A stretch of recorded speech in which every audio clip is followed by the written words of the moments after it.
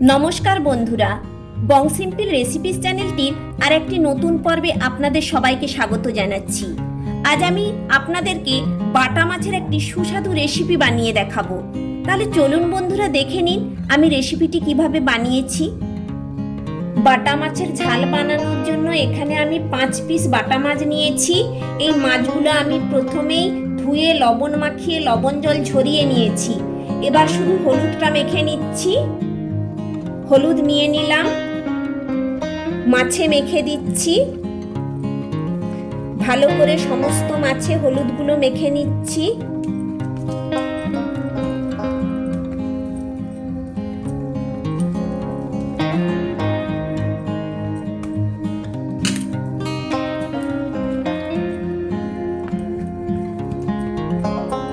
মাছে হলুদগুলো মাখিয়ে নিয়েছি।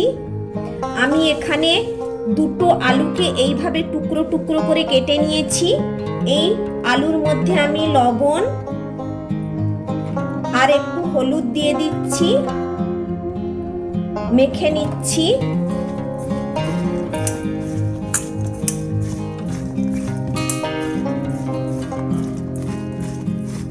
এবার আমি রান্নাটা করব। রান্না করবার জন্য গ্যাস জ্বেলে কড়াই বসিয়ে দিয়েছি। সরষের তেল দিয়ে দিচ্ছি। প্রথমেই আমি মাছগুলো ভেজে নিচ্ছি। তেল গরম হয়ে গিয়েছে, মাছগুলো তেলে দিয়ে দিচ্ছি। হাই ফ্লেমেই মাছটা ভেজে নিচ্ছি। মাছের এক সাইড ভাজা হয়ে গিয়েছে, উল্টে দিচ্ছি।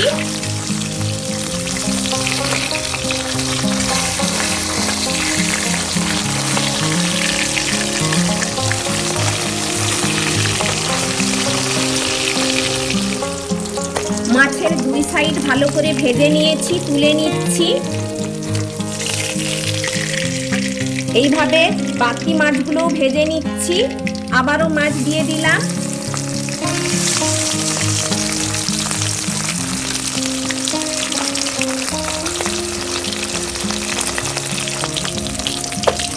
উল্টে পাল্টে সব মাছগুলো ভেজে নিয়েছি, তুলে নিচ্ছি।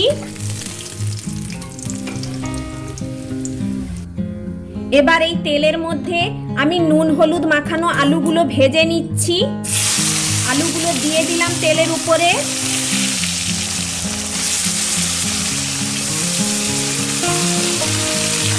একটু ভালো করে ভেজে নেব।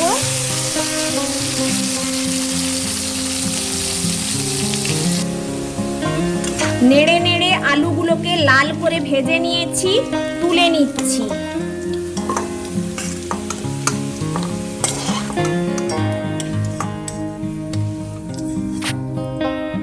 সমস্ত আলু তুলে নিলাম। এবার এই তেলের মধ্যে দিয়ে দিচ্ছি একটা পেঁয়াজকে পেস্ট করে নিয়েছি, দিয়ে দিচ্ছি। পেঁয়াজটা একটু ভাজা ভাজা করে নিচ্ছি। ভাজতে ভাজতেই স্বাদ অনুযায়ী লবণ দিচ্ছি, নেড়ে নিচ্ছি। 1 টিস্পুন হলুদের গুঁড়ো দিচ্ছি, নেড়ে নিচ্ছি। ভালো করে মশলা কষে নিতে হবে। 1/2 টিস্পুন লাল লঙ্কার গুঁড়ো দিলাম, নেড়ে নিচ্ছি।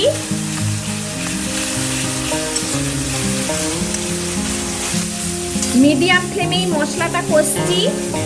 1 টেবিল চামচ আদা বাটা নিয়েছি, দিয়ে দিচ্ছি। আবারও ভালো করে সমস্ত মশলা নেড়ে নিচ্ছি। 1 টিস্পুন জিরের গুঁড়ো দিচ্ছি, নেড়ে নিচ্ছি। একটা টমেটো পেস্ট করে নিয়েছি, দিয়ে দিচ্ছি। আবারও নেড়ে নিচ্ছি। সামান্য একটু জল দিয়ে মশলাটা নাড়ছি।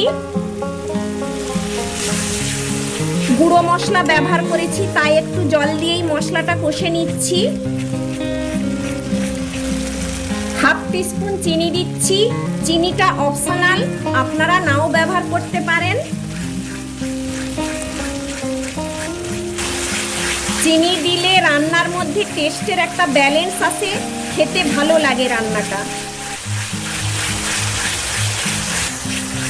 ভালো করে মশলা কষে নিয়েছি, মশলা থেকে তেল ছেড়ে গিয়েছে। এবার ভেজে রাখা আলুগুলো দিয়ে দিচ্ছি।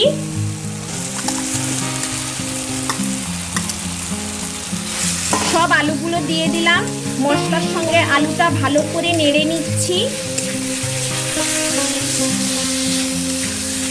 আলুর সঙ্গে মশলাটা ভালো করে নেড়ে নিয়েছি, এবার জল দিয়ে দিচ্ছি। আপনারা যেরকম জুস খাবেন সেরকম জল দেবেন। এই রান্নায় বেশি জুস ভালো লাগে না, অল্প জুসই ভালো লাগে। আর দেব না, রান্নাটা ফুটে উঠুক, ঢাকনা দেব। রান্নাটা ফুটে উঠেছে, মিডিয়াম ফ্লেমে 5 মিনিট ঢাকনা দিয়ে দিচ্ছি। তারপরে ভাজা মাছগুলো দেব। 5 মিনিট পর ঢাকনা খুলছি। রান্না আমি 5 মিনিট ধরে করে নিয়েছি। এবার ভাজা মাছগুলো দিয়ে দিচ্ছি। 2টো চেরা কাঁচা লঙ্কা দিচ্ছি, ভাজা মাছ দিয়ে দিচ্ছি। মাছগুলো খুন্তি দিয়ে একটু জুসের মধ্যে ডুবিয়ে দিচ্ছি।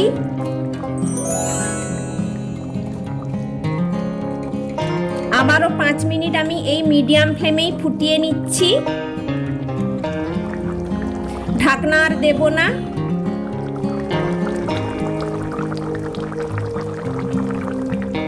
আরও 5 মিনিট ধরে রান্না আমি করে নিয়েছি। এবার উপর থেকে কিছুটা ধনেপাতা দিয়ে দিচ্ছি।